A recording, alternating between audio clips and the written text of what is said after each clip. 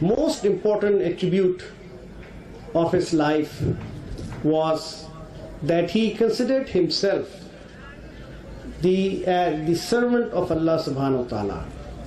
He worshipped Allah. He found his freedom by surrendering to the will of Allah. His choices, his preferences, his likings, his dislikings, his decisions, his deliberations, everything was according to the tenets as to what would please Allah and what would earn his maximum pleasure, not just his acceptance or his indifference, but his utmost love and pleasure.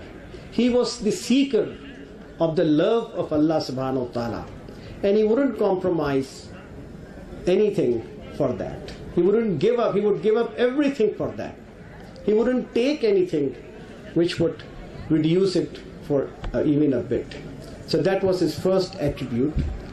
And when he returned from, let's say, when he went to America in 1959 and he came back, and his friend and his colleague, Professor Khurshid, inquired that how was your stay in America?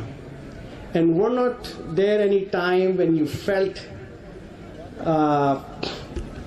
dissuaded and it might have occurred to you that you may deviate from the right path, or some misconception or misunderstanding or doubt emerged in your mind when you were studying there for 2 years? He said no.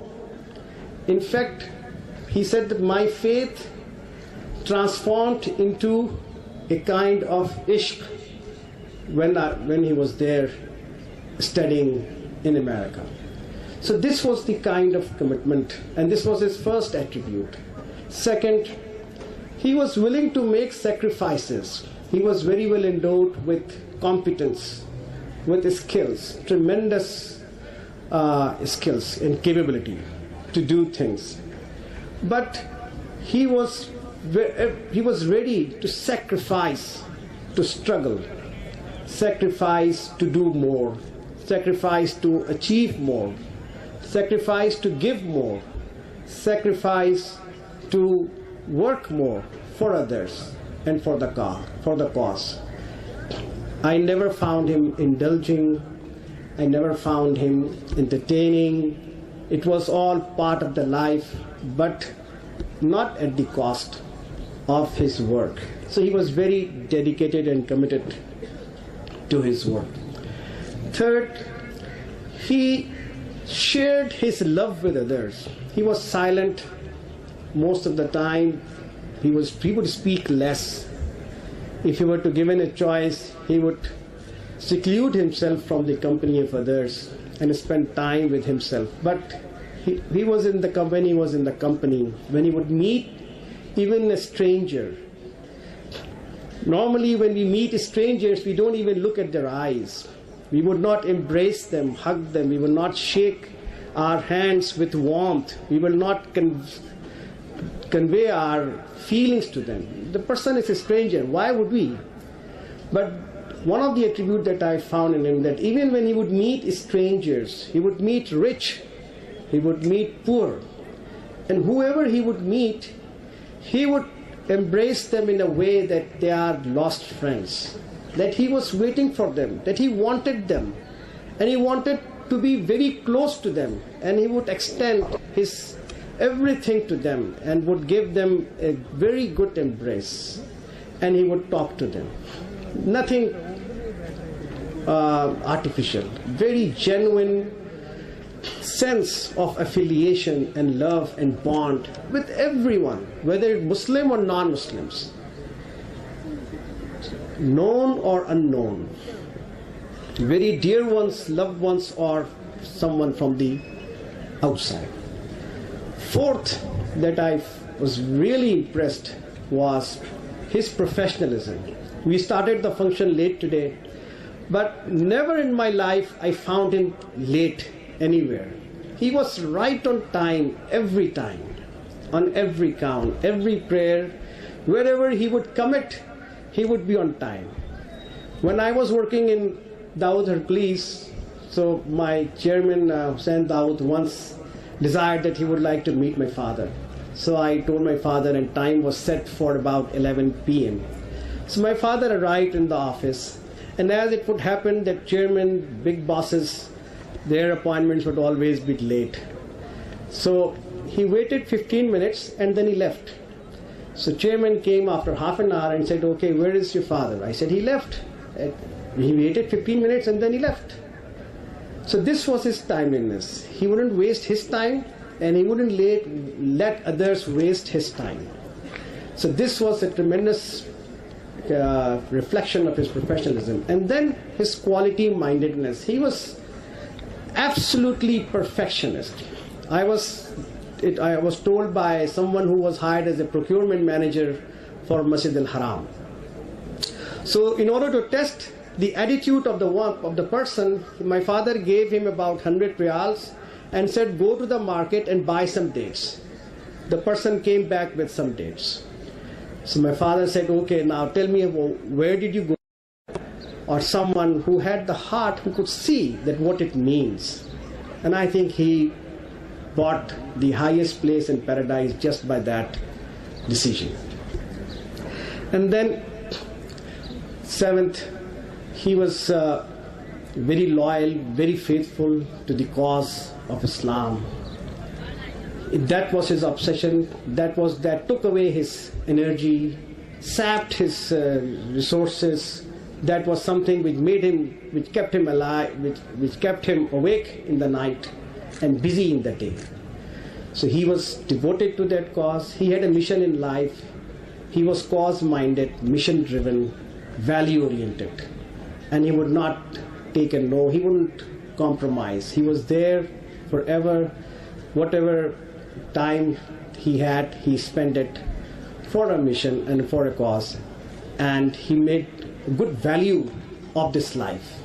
He valued this life and made a good value of this life. I would conclude my thoughts by saying that this event is not just to project him. He was one of those many who were blessed by Allah subhanahu wa ta'ala. Even before that, people have told me that Khurram was the one man who would always, as a matter of habit. So I have never seen him. Sometimes he will be traveling, sometimes he had hard day. But I've never seen him missing it. Moments of quiet talk with his God in the calmness of the night. And today the topic is transformative message of Quran. The last thing that I would say, which defined him, which made him what he was, it was his relationship with Quran. He discovered Quran early in his life. He was taught Quran by his mother. He learned Quran at the knees of his mother. His mother imbibed in him the message of Allah, the word of Allah. And it was in his nerves. It was absorbed by him. It became his intuition. He breathed into Quran.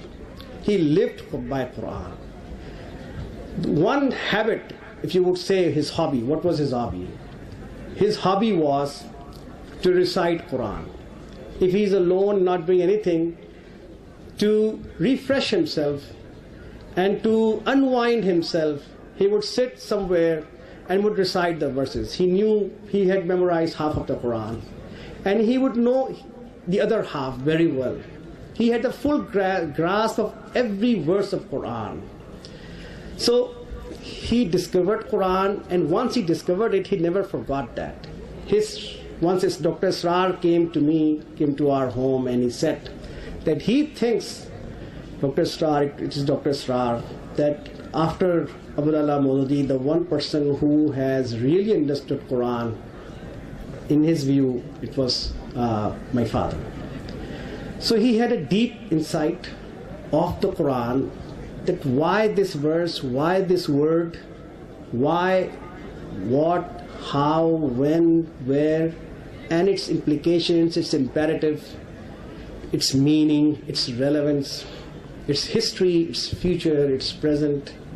So he had the deep insight, deep understanding of Quran, its relevance, its permanence, in its the transition that Quran wants to make, and he was charmed by Quran, the beauty of Quran. He was unflinchingly, inextricably embedded in it, embedded in Quran. So, and what was the time when he would read? He would read Quran before Fajr. He would read Quran, and there was a special, like a Quran hour in our home, and everybody in the morning would be reading it. I remember when I was in school, and my one thing that he would always say, that please have your children read Quran first and then send them to school.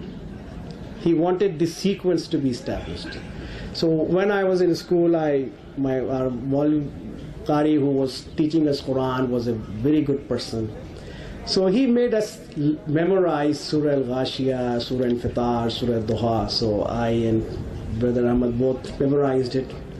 So one afternoon when my father came from office, so my mother was very happy, and she said to my father, look, Hasan and Ahmad, they have learned Surah Al-Ghashiyah, Surah Al-Fitar. So my father said, okay, come on, let me hear. So I recited one. He immediately went and gave us some money, because he was so happy, so delighted.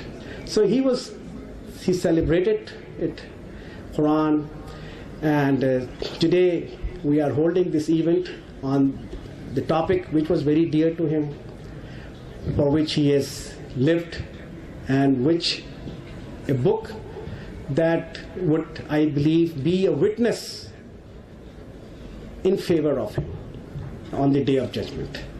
So the topic today is transformative message of Quran, and I hope that the lecture that will be delivered by Dr. Khurram Murad would be very enlightening and would convey to us the meanings of Quran as a transformative book.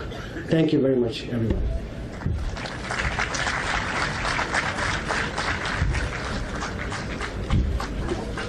Ladies and gentlemen, the Khurram Murad Memorial Lecture 2014 is now going to be delivered by Dr. Ahmad Umar Murad on the topic of the transformative message of the Holy Quran. Dr. Ahmad Umar Murad studied bachelor's degree in University of Karachi and University of Wolverhampton, and for master's degree he went to University of North Carolina and DePaul University, and finally earned his doctorate in biochemistry from the Washington State University. He worked as a scientist in different laboratories before joining the Sound Vision in Chicago. He committed his life to developing tools in emerging media for education and training of Muslim children in Europe and America. More recently, Dr. Ahmad Murad has devoted his time and energy in learning from original sources in order to decipher the meanings of Islam and its relevance in contemporary times and resolve issues and challenges facing Muslims around the world at the level of thought and practice. He has delivered at UMT a series of lectures on the topic of Islamic law, its evolution, and current challenges. Ladies and gentlemen, I would now like to invite Dr. Ahmad Umar Murad to deliver the Khurram Murad Memorial Lecture 2014 on the topic of the transformative message of the Holy Quran.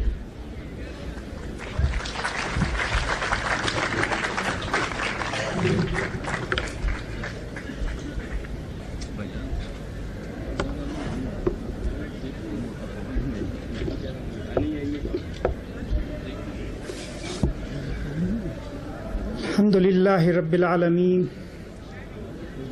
wassalatu wassalamu ala rasulihil ameen, wa ala alihi wa sahbihi ajma'een, wa man tabi'ahum biridwanin ila yawmiddin.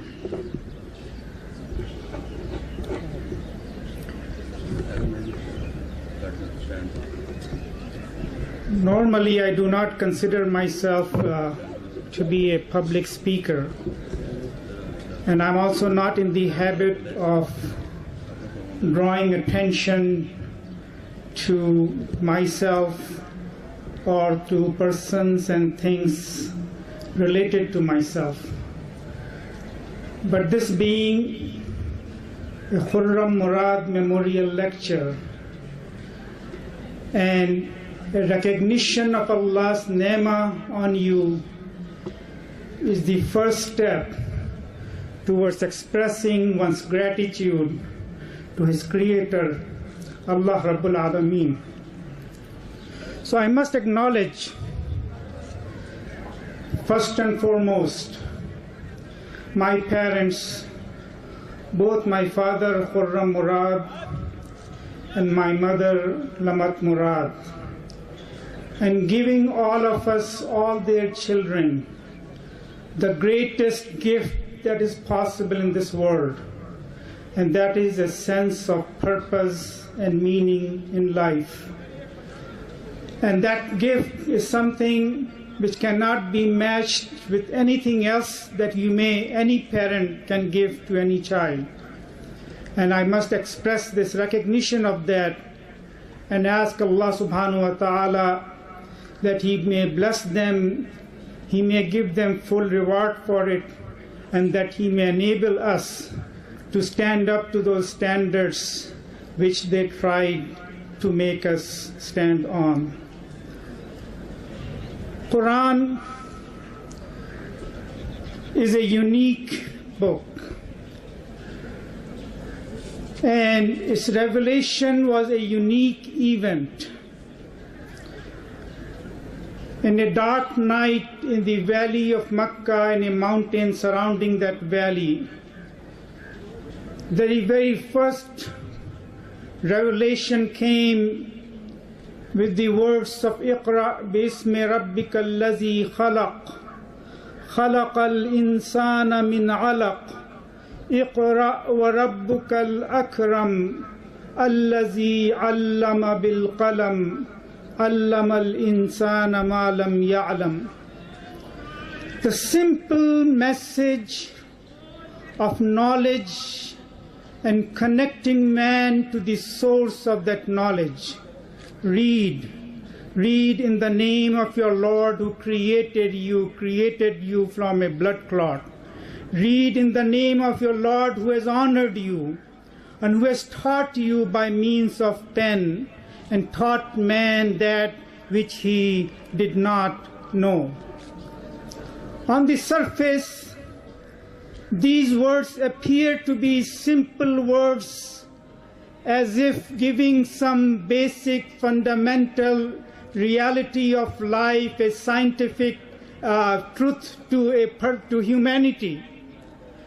But the revolutionary and transformational nature of this message was evident from that very first day when Prophet ﷺ received this message, came down from the cave of Hira shivering and filled with the responsibility and duty that was given to him. And when he came for comfort to his companion of life, Ummul Mu'mineen Khadija radiyallahu anha, and he expressed his concerns to her, she comforted him. And she, who was not the direct recipient of this revelation, who did not receive any further explanation from Prophet Muhammad sallallahu alaihi wasallam, understood at the very beginning what it meant. And so she comforted him with these words of Kalla la yukhzika Allahu abada.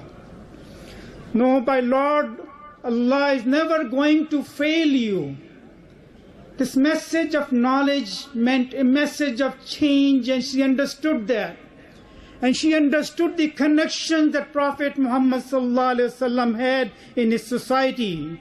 And she said that you take care of the poor, you speak the truth, you honor the guest, You bear the burden of those who are unable to bear their burden. You clothe those who do not have clothes, and you stand for the rights of those who are weak and unable to gain their own rights in the society in which they were living. And these were the words with which Ummul-Mu'mineen Khadija radiallahu anha comforted Prophet Muhammad sallallahu alayhi wasallam. If today, from that point on, the face of the human existence on this world changed till this day, this is the book that holds such importance that if today we are to draw at this very moment, as I am speaking and you are listening, if we are to draw a density map of the world as to what book is being read at this very moment, the most dense map of any book, and I'm sure I can guarantee no book will come even close to it. Not even the bestsellers will come even close to the density of this book being read at this very moment as I'm speaking. In this, if you take a snap of the world in this very moment. What was that message that was so transformational, that shook the society, that converted Prophet Muhammad sallallahu alaihi wasallam as the most beloved personality of his community, of his tribe, of his city, to someone against whom most of the city will stand and take a position against him? What was it? Philosophers, historians, politicians make all kinds of great volumes of writings regarding nature of man, regarding revolutions, regarding changes in society, regarding all the theories of human behavior and how to conduct themselves in that behavior, how to bring a reform in the society. The message of this Quran was very simple. Not anything new. It, by its own claim, did not say that this message is something new, something unique, something that you do not know. It did not even come to say that this is something that you are being told for the first time. All it asked is for man to return to its own basic value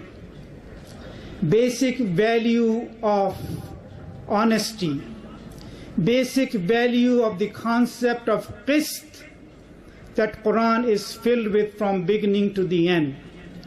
If I want to pick up one concept from Quran under which I can fit everything else that Quran has and every other revelation in the Quran, it is the concept of qist, of fairness, of justice. It appeals to your sense of fairness and justice when it asks you that why do you not believe in Allah? It asks you from its sense of justice when it asks you that you must accept the values that it is giving you to live in your society, the way you deal with each other, the way you conduct your affairs in the society. That was the most transformational message of the Quran.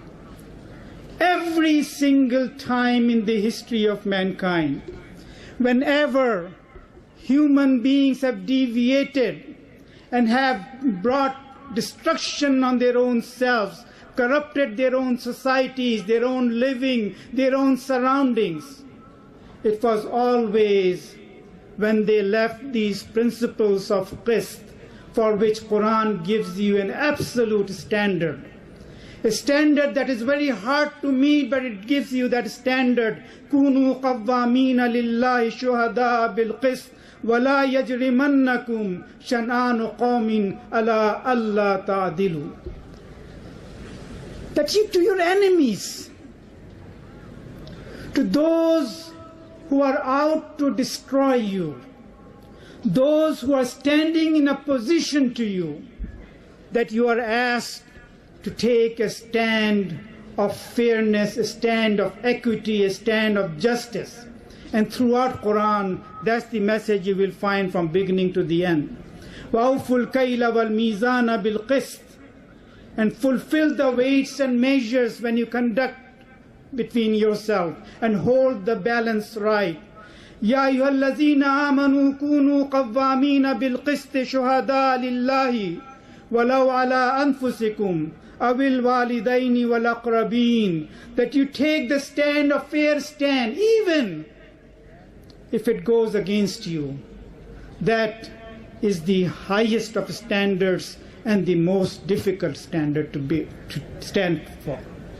Because whenever there is a chance for us to take a stand on anything, we will always, humankind will always support their own interests, their own self, their family, their tribe, their city, their country.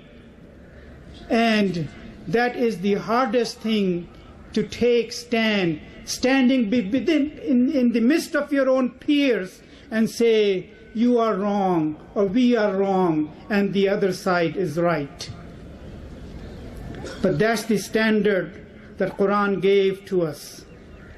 And that's the standard on which all the other values that Quran has given us, this value system that this modern world talks about, this value system that Quran has given at every single aspect of it, every single category of it, is related to this idea of qist, of a relationship based on equity, a relationship based on equality. And all the corruption and fasad in this world can be ascribed to the loss of this one particular value from the society. So Quran never claimed to bring some revolutionary message in a wording that would be considered to be extraordinary. It came always with a simple message. It always asked you to go back to your roots. And human societies always have considered themselves as more advanced, more enhanced, more knowledgeable, more enlightened than those who have gone in the past. And Quraysh were no different. They also made the same claim. When they were asked, what is it that is being recited to you? They would say, وَإِذَا قِيلَ لَهُمْ مَاذَا أَنزَلَ رَبُّكُمْ, what is it that your Lord has revealed to you? قَالُوا أَسَاطِيرُ الْأَوَّلِينَ, they will say, these are nothing but the tales of the old. فَيَقُولُ مَا هَذَا إِلَّا أَسَاطِيرُ الْأَوَّلِينَ, they will say, these are just the old things, old concepts, old values that are being read to us, that are being given to us again. وَإِذَا تُتْلَى عَلَيْهِمْ آيَاتُنَا قَالُوا قَدْ سَمِعْنَا لَوْ نَشَاءُ لَقُلْنَا مِثْلَ هَذَا إِنْ هَذَا إِلَّا أَسَاطِيرُ الْأَوَّلِينَ, they will say, whatever is seen, we have all heard it before. And if we so wish, we can say the same thing. We already know it. We can actually say the same thing. There is nothing new in there. But it is the societies that deviate from this old value of qist, of equality, of dealing with each other based on equity. That is the time when the societies go wrong.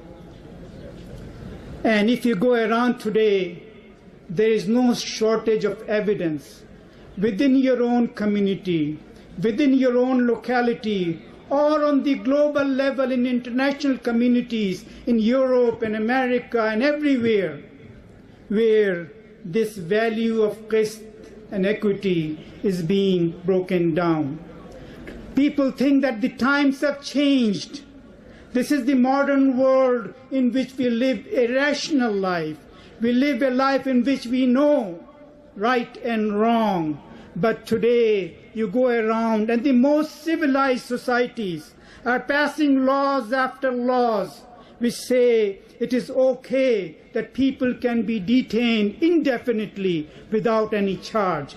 It is okay to try a person and not tell him what his crime is. That the evidence against him will be presented secretly to the judge and the person will not be told what his crime is. To have a permissive nature of relationships between genders with no bounds and boundaries, that they are too enlightened to worry about being ashamed about their bodies or decency and modesty in their language and in their living and in their culture. This is a deviation from those standards and from that nature on which Allah subhanahu wa ta'ala has created us. A famous Christian writer, C.S. Lewis, writes in one of his books that I live, he says, a managerial age, describing the modern world and its evilness. In a world of admin, evil is conceived and ordered in clean, carpeted, warmed, and well-lighted offices by quiet men with white collars and cut fingernails. Hence, naturally enough, my symbol of hell is something like the bureaucracy of a police state or the offices of a thoroughly nasty business consideration. This is a true picture of the modern world and how far it has deviated from those values. Societies adopt those values thinking that it is a position of strength, that they will be able to take care of all the issues and problems in their society if they deal with them with a position of strength. But Quran gives examples of those who were before, who claimed the same thing and said, Man ashaddu minna quwwa, who is there who can be more powerful than us? And Allah subhanahu wa ta'ala shows that their power lies in sticking to these basic values and not giving up those values. These old values had such strength that it gave rise to a civilization, such a strong civilization that centuries after centuries kept passing, and they kept a hold on the stage of the world as the most powerful civilization in the world. Not for 50 years, not for 100 years, not for 200 years, but constantly throughout last history of 1400 years, it has kept this position of strength to which people look to, from which people are afraid, just as the people of Quraysh and people of Makkah became afraid upon listening the simple words of Iqra bismi rabbika allazi khalaq. These simple words send fears and make them stand in opposition because they feel their self-interest, because they feel their way of doing things as they wish and desire will be taken away as a result of that. But Quran gives us another value, which should be the focus of us who come to believe in the message of Quran, who take pride in believing in Quran. That message the Quran gives us is to live not for your own self, but to live for something greater and bigger in life. The world is unable to understand this basic message, this basic value, because there is no one in this world who is taking a stand for us.